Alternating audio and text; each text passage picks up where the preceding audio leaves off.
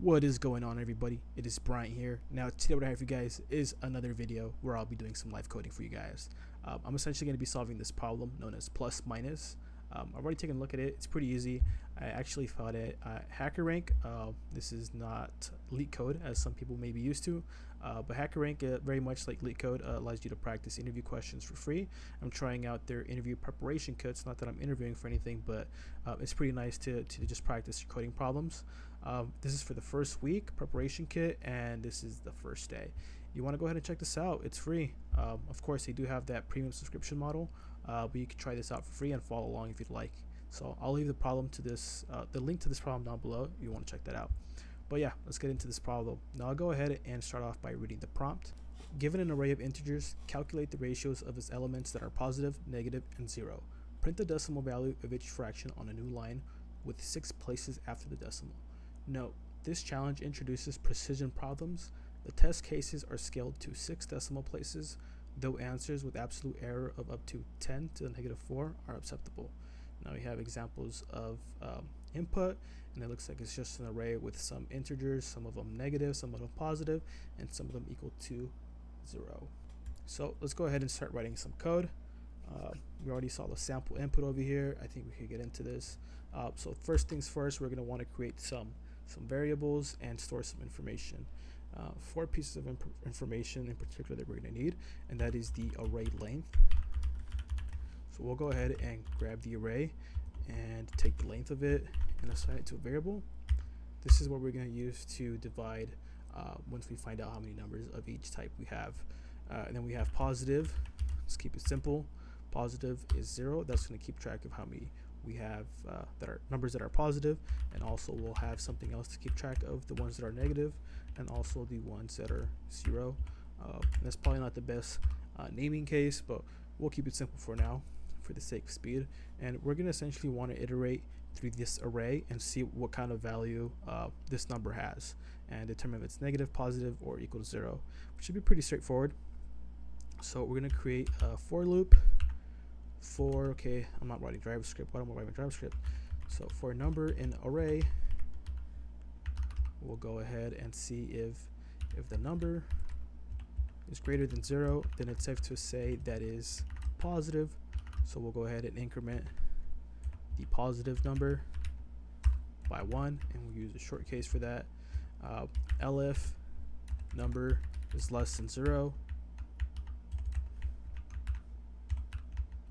Forgot how to type.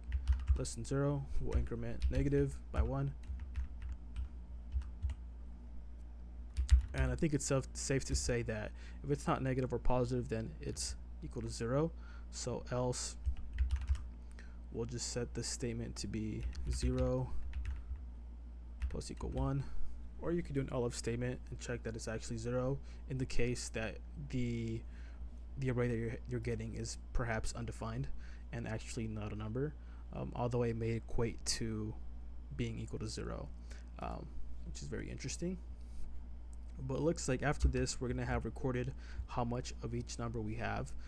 So what's left is essentially to print out our findings and format them in a certain way. Now we know they want decimal points up to 6 decimal points.